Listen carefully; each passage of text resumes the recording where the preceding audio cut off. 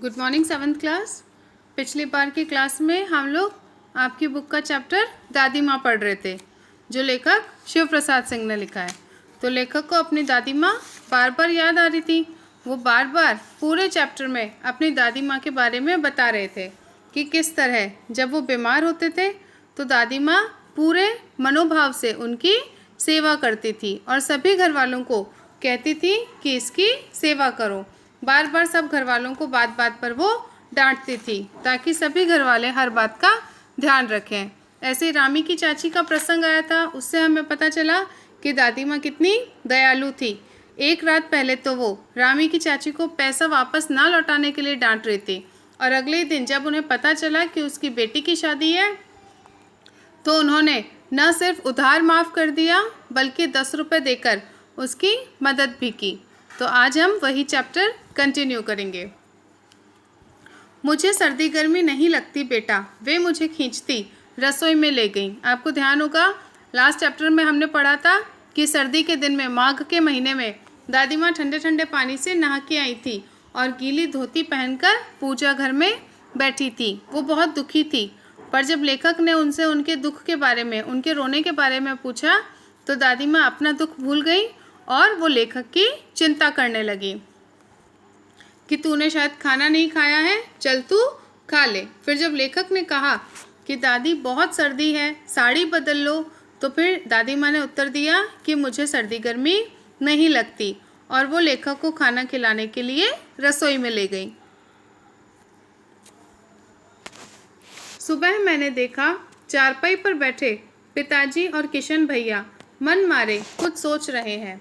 अगले दिन जब लेखक उठा तो उसने देखा कि किशन भैया और उसके पिताजी चारपाई पर बैठे हैं और बेचारे बहुत उदास हैं। दूसरा चारा ही क्या है, बाबू बोले। रुपया कोई देता नहीं, कितनों के तो अभी पिछले भी बाकी हैं। बाबू यहाँ पे लेखक के पिताजी के लिए आया है। तो लेखक के पिताजी किशन भैया से बोल रहे थे कि अब दूसरा उपाय ही क्या है, रुपए कोई उधार नहीं देता है और जिन्होंने हमसे उधार लिए थे वो हमें वापस नहीं लौटाते हैं। वे रोने रोने से हो गए और इस बात को बोलते हुए एकदम से पिताजी का स्वर भारी हो गया, यानी वो एकदम से रोने जैसे हो गए। रोता क्यों है रे, दादी माँ ने उनका माथा सहलाते हुए कहा। जब हम लोग बहुत ज़्यादा दुखी होते हैं तो हमारे मम्मी पापा हमें कन्विंस करते हैं ना, चाहे परिस्थिति कैसी भी हो, वो यही बोलता है ना कि सब ठीक हो जाएगा, चिंता मत कर। तो ऐसे ही लेखक की दादी ने लेखक के पिताजी का माथा सहलाया और बोला कि अरे रोने की क्या बात है, मैं तो अभी हूँ ही कि भी मैं हूँ, मैं सारी चीज़ें ठीक कर दूँगी। उन्होंने संदूक खोलकर एक चमकती सी चीज़ निकाली और ये कहकर दादी माँ ने अपना संदूक खोला और उसमें से चमकने वाली एक चीज़ निकाली। तेरे दादा ने यह कंगन मुझे इसी दिन के लिए पहनाया था। तो सब लोगों ने देखा कि वह चमकती हुई चीज़ और कुछ नहीं बल्कि दादाजी की आखिरी निशानी उनका दिया हुआ कंगन था, जो उन्होंने कभी दादी माँ को पहनाया था। पर अपने बेटे को, अपने परिवार वालों को मुसीबत में देखकर दादी ने वह कंगन निकालकर लेखक के पिताजी को दे दिया और बोली कि शायद दादा ने मुझे यह कंगन इसी दिन के लिए पहनाया था कि जब मेरे बच्चे मुसीबत में हो तो मैं उनकी मदद कर सकूं। उनका गला भर आया, यानी दादी माँ भी रुआसी सी हो गई, दादी माँ भी दुखी हो गई। मैंने इसे पहना नहीं, इसे सहेज कर रखती आई हूँ। दादी बोली कि जब से दादा ने यह कंगन मुझे दिया है मैंने इसे कभी पहना ही नहीं, इसे सहेज कर यानी अभी तक संभाल कर रख रखा है। यह उनके वंश की निशानी है। यानी जब दादी शादी होके आई थी तो दादा ने उनको ये कंगन दिया था, तो ये वंश की निशानी है, यानी कई पीढ़ियों से कंगन चला आ रहा है। उन्होंने आंसू पोंछकर कहा, पुराने लोग आगा पीछा सब सोच लेते थे बेटा। यानी दादी माँ का भी गला भर आया, आंसू आ गए, तो अपने आंसू पोंछकर उन्होंने कहा कि पुराने लोग पहले सब कुछ समझ लेते थे, पहले से ही हर बात की चिंता रहती थी उनको, तो वो हर चीज़ का हिसाब लगाकर चलते थे।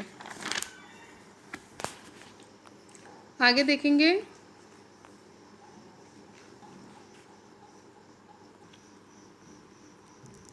सचमुच मुझे दादी माँ शाप भ्रष्ट देवी सी लगी।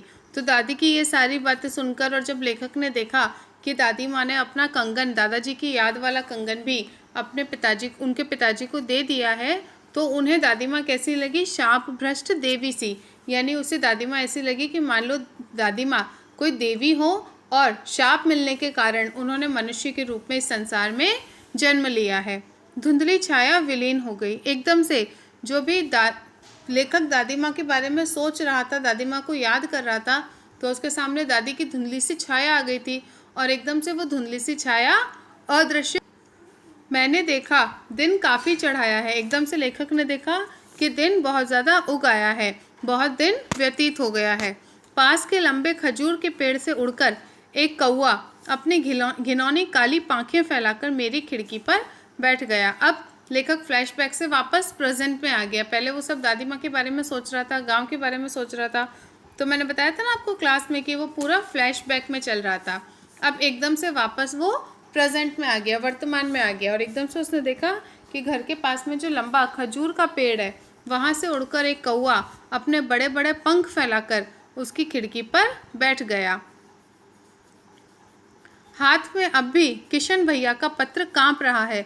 लेखक के हाथ में किशन भैया का पत्र था और एकदम से वो हाथ कांपने लग गया। काली चींटियों सी कतारें धूमिल हो रही हैं और जो उस पत्र पे जो अक्षर लिखे हुए थे वो ऐसा लग रहा था मानो काली चींटियों की कतारें हैं। वो अक्षर उसको दिखाई देने बंद हो गए थे। आंखों पर विश्वास नहीं होता, उसे अपनी आंखों पर विश्वास नहीं हो रहा था। क्यों विश्वास नहीं हो रहा था? कि उसने जो कुछ भी पढ़ा है क्या वो सच है। अब उसने क्या पढ़ा था पत्र में? मन बार बार अपने से ही पूछ बैठता है, क्या सचमुच दादी माँ नहीं रही? और लेखक का मन बार बार खुद से ही पूछने लगा कि क्या सचमुच दादी माँ की मृत्यु हो गई है। यानी ये सब क्या था? शुरुआत में लेखक के पास किशन भैया का पत्र आया था, उसमें उन्होंने लिखा था कि दादी माँ नहीं रही, और उस पत्र को पढ़कर लेखक को दादी माँ की पूरी बातें याद आई थी। तो चलो अब क्वेश्चन आंसर्स देखते हैं थोड़े से।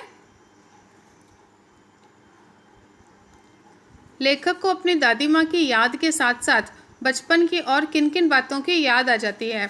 तो हमने पढ़ा था लेखक को अपने गांव की किन किन बातों की याद आती है। याद है आपको किन किन बातों की याद आती है? जैसे एक तो वो पढ़ा था झाग वाले पानी में नहाना, है ना? और क्या पढ़ा था? थोड़ी थोड़ी बीमारी में दादी द्वारा सेवा करना, और रामी की चाची, और शादी में औरतों का अभिनय करना, बारात में औरतों का न जाना, ये सब बातें याद आती है ना। तो ये सब आपको लिखना है कि दादी माँ के साथ साथ बचपन की कौन कौन सी बातें लेखक को याद आई थी। सेकंड क्वेश्चन है, दादा की मृत्यु के बाद लेखक के घर की आर्थिक स्थिति खराब क्यों हो गई थी? क्यों हो गई थी लेखक के घर की आर्थिक स्थिति? बताओ, समझाया था मैंने कल। क्योंकि हाँ, दादा की 13वीं के बाद लेखक के पिताजी ने मृत्यु भोज रखा था और अपनी सामर्थ्य से भी, यानी जितनी उनकी कैपेबिलिटी थी उससे भी ज़्यादा खर्च किया था, जबकि दादी ने उन्हें मना भी किया था। इसीलिए लेखक की आर्थिक स्थिति खराब हो गई थी। दादी माँ के स्वभाव का कौन सा पक्ष आपको सबसे अच्छा लगता है और क्यों? अब ये क्वेश्चन आप लोग खुद करोगे। आपने पूरा चैप्टर पढ़ा, दादी माँ की विशेषताएं पढ़ी, तो कौन सी चीज़ दादी माँ की आपको सबसे अच्छी लगती है और उसका रीज़न बताना है। जैसे सेवा करना अच्छा लगता है, वो जिस भाव से सेवा करती थी, तो क्यों सेवा करना अच्छा लगता है।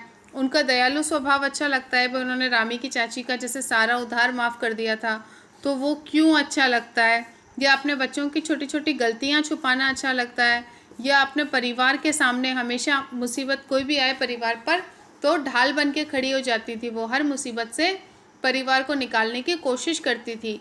तो ये स्वभाव अच्छा लगता है, तो क्यों अच्छा लगता है ये आपको लिखना है। ओके, एक है ये कहानी से आगे, इसमें प्रश्न एक तो आप क्रॉस कर दो।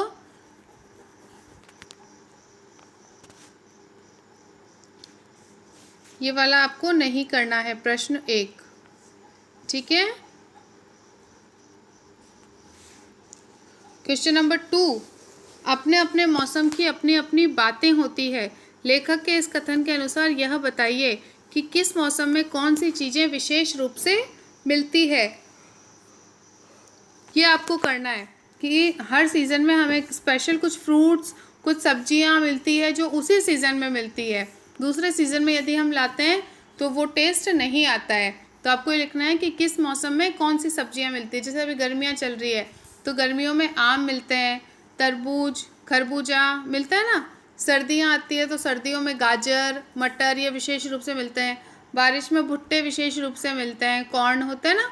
तो आपको ये लिखना है कि किस किस मौसम में कौन कौन सी चीज़ें मिलती है। अभी अनुमान और कल्पना तो छोड़ दो, ये तो कुछ नहीं करना है। इसके आगे के क्वेश्चन अपन नेक्स्ट क्लास में देखेंगे। ओके।